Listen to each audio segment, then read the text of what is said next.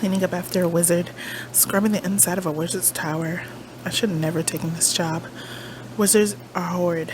They're bratty, they're vain, they have no self-control, they need constant attention.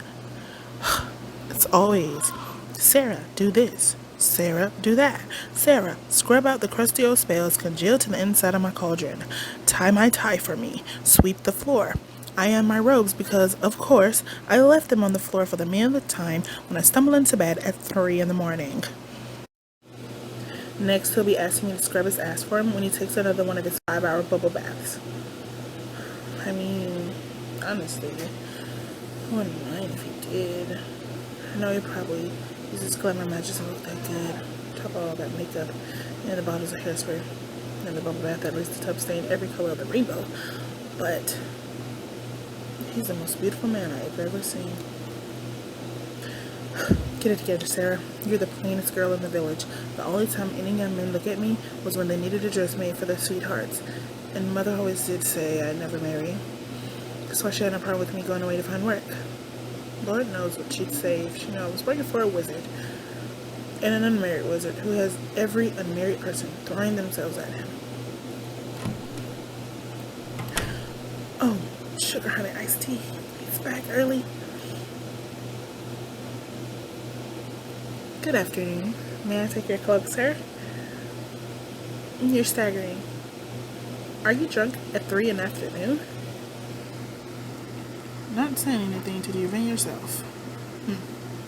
Just toppling to the floor. Absolutely debauched of you. No, don't please Miss Sarah me. I've had enough of your shenanigans. And I thought you were giving me at least 2 more hours to clean your workshop. It's not done. And I hope you didn't expect me to be finished tidying up in there. You can't just go changing your plans on me without warning. I'm trying to do my job and... That's my remark. I've never seen him drunk before. Maybe something's wrong. Sir, are you alright? Oh dear. Oh dear, oh dear, oh dear. You look absolutely awful. You're all sweaty and forehead is burning.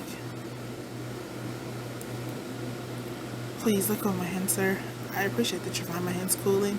Since I've been scrubbing with cold water for hours, but I'll need both of my hands if I'm to take care of you properly. Thank you. No, don't try to get up. I've heard about this type of fever sweeping the city, and you need to save your strength for the battle ahead. When I say don't get up, I also mean don't use levitation spells. Have you heard a single word I'm saying? Honestly, wizards. Yes, I have been previously told that I have a nice voice, although I'm not much of a singer. I'm pretty when I'm angry. Sir, you're clearly delirious. Lie still. I'll bring you one of the healing potions from the workshop. Now that I've finally got around to labeling them.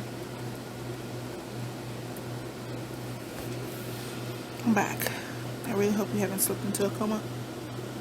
Oh, good. You're still awake and staring at me.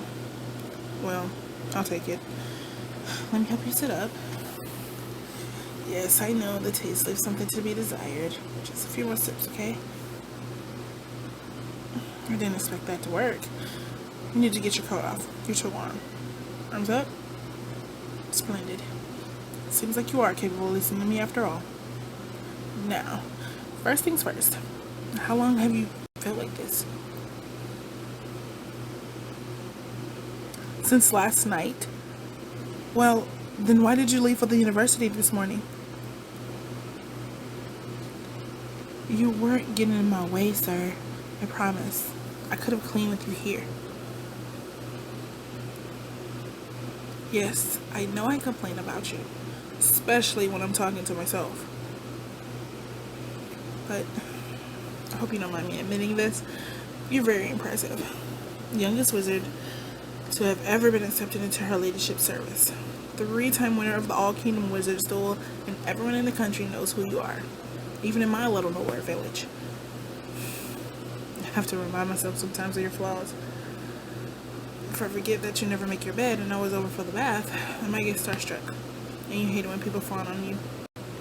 It's not like any girl has ever wormed her way into your affections by squealing and asking for your autograph. Sometimes when you're at work, I have to fend off sightseers with a broom. One of them tried to steal your underclothes. I knocked down her ladder so she couldn't escape and used the illusion spells you gave me to chase her out the front door. Brave? Me? I'm not brave, sir. Just doing my job. You hired me to tend to the tower and your belongings. And I know you wouldn't be happy if your garments went missing. Yes, it was very ridiculous. Drat, it seems like the healing potion has done anything. You look miserable. I'll get you to bed. No, don't use magic. You'll need it to heal yourself.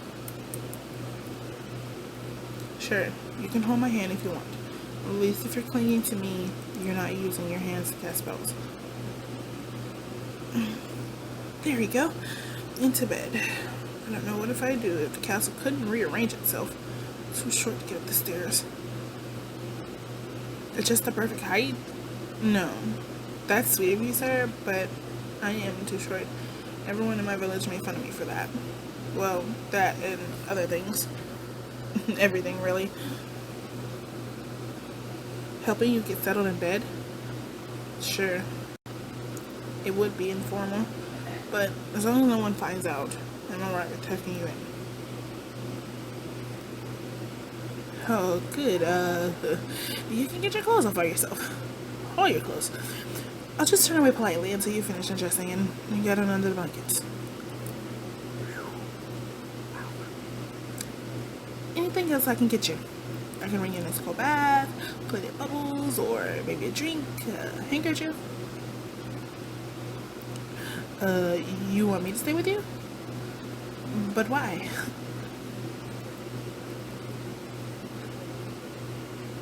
Because I'm your Sarah, and you love me, and if I'm near you, you think you won't have bad dreams. Very funny, sir. This isn't the first time I've had a man pretend to care about me as a joke. I've learned by now that anyone handsome who smiles at me either wants free tailoring or made some sort of cruel bet with his friends. I know how the world works, sir. I know you don't love me, so it's not a very good joke. You're not joking? Alright then, that's proof you're delirious. Your fever must have reached your brain already. I've heard it's more severe in people with magic. I need to get you some herbs to bring your fever down. No, don't argue with me. You're delirious and you need to lie down. I'll come back. Don't cry, I'm not leaving. No, I'm not mad. Besides, if you cry, your mascara will run, and I don't know enough about makeup to reapply for you. There you go. Try to rest. Yes, you can talk about your feelings for me when you're better, although I doubt you'll remember any of this nonsense. Oh, do I love you?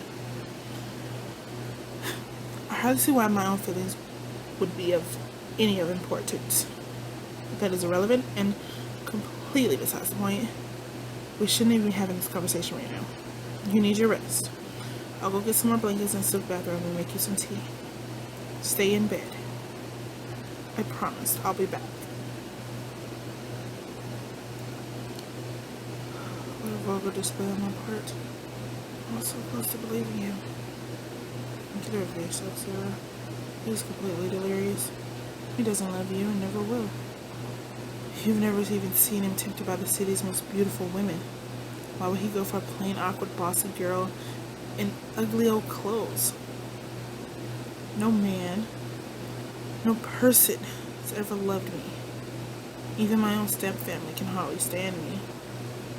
Why should a handsome, successful wizard be the first one to care? I need to stop whining, stop daydreaming, and make him some tea.